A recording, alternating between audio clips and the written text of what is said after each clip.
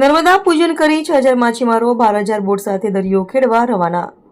ભરૂચ જિલ્લાના ભાડભૂત ખાતે દેવપોઢી 11ના પવિત્ર દિવસે માછીમાર સમાજ દ્વારા નર્મદા નદીનું પૂજન અર્ચન કરીને હિલ્સા માછીમારીની નવી સિઝનનો વિધિવત પ્રારંભ કરવામાં આવ્યો છે। ભાડભૂતથી નિકોરા સુધીના નર્મદા કાંઠે વસતા 25000થી વધુ માછીમારો માટે ચોમાસાના આ 4 મહિના રોજીરોટીનો મુખ્ય આધાર ગણાય છે। આ વર્ષે ઉત્સાહભેર પૂજા કરીને 6000 જેટલા માછીમારો 1200 બોટ સાથે દરિયો ખેડવા રવાના થતા સમગ્ર વિસ્તારમાં ઉત્સવનો માહોલ જોવા મળ્યો હતો। માછીમારોએ નર્મદા માતાને સિકોતર માતાના મંદિરે વિશેષ પૂજન અર્ચન કરી હતી। આ તકે નર્મદા નદીમાં 200 લીટરથી વધુ દૂધનો અભિષેક કરવામાં આવ્યો હતો। માછીમારો નર્મદા નદીના મુખ પ્રદેશથી આશરે 35 કિલોમીટર દૂર દરિયામાં જઈને આગામી 7 દિવસ સુધી હિલ્સા માછલી પકડવાની કામગીરી કરશે।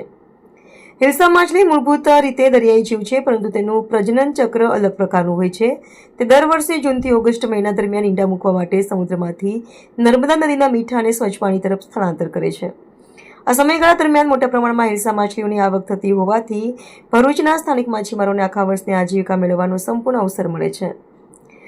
ભાડભૂતના માછીમારો દ્વારા પકડવામાં આવતી હિલ્સા માછલીની બજારમાં ભારે માંગ રહે છે। સ્થાનિક વેપારીઓ માછીમારો પાસેથી આ માછલી ખરીદીને મુંબઈ જેવા મોટા શહેરોમાં મોકલે છે, જ્યાંથી તેની અન્ય દેશોમાં નિકાસ કરવામાં આવે છે। આ ખાસ સિઝન નિકાસ કરવામાં આવે છે। આ ખાસ સિઝન દરમિયાન હિલ્સાની ખરીદી માટે ભરૂચ ઉપરાંત સુરત, મુંબઈ અને કોલકાતા જેવા દૂર દૂરના શહેરોથી પણ વેપારીઓ ભાડભૂત ખાતે પહોંચે છે। રિપોર્ટર રવિ સૈયદ, ભાડભૂત।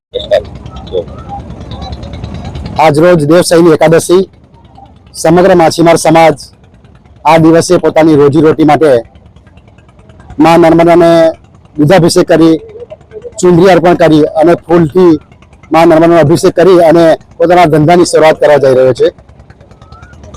આ સિઝન માછીમારોને સમગ્ર માછીમાર સમાજ માટે એક પોતાના જીવનનો ઉત્કૃષ્ટ દિવસ છે અને એ ઉત્કૃષ્ટ દિવસ માટે પોતાના આખા વર્ષની રોજગારી મેળવવા માટે તનતોડ મહેનત કરીને પોતાની આખા જીવનની રોજગારી પેદા કરે છે। આ તબક્કે આ નર્મદા નદી અંદર આજ રોજ કલેક્ટર ઓફિસ તરફથી પણ પૂરના પાણીને લીધે પરમિશન મળી નથી, છતાં પણ માછીમાર લોકો અત્યાર સુધી સ્ટેન્ડ બાય કરીને હવે જો વાતાવરણ સારું હશે તો ફિશિંગ કરવા માટે નીકળી જશે। અને બીજું કે આ સમગ્ર માછીમાર દરમિયાન સામાન્ય માછીમાર, પછી જે થર્મોકોલની સીટ ઉપર જે મચ્છીમારી કરે છે તે લોકો અને એવા સમગ્ર માછીમારો પોતાની રોજીરોટી મેળવવા તનતોડ મહેનત કરી રહ્યા છે। બીજું કે આ નર્મદામાં વર્ષોથી સારા પ્રમાણમાં માછલી ઉત્પાદન થાય છે, પણ બેરેજ બનવાથી થોડી ઘણી પ્રોબ્લેમ ઉભો થવાની શક્યતા રહેલી છે। એટલે સરકારશ્રી બી અમારી નમ્ર વિનંતી છે કે આ બાબતમાં કંઈ ઘટતું કરે અને માછીમારોની રોજગારી કાયમ માટે ચાલુ રહે એવી અભ્યર્થના।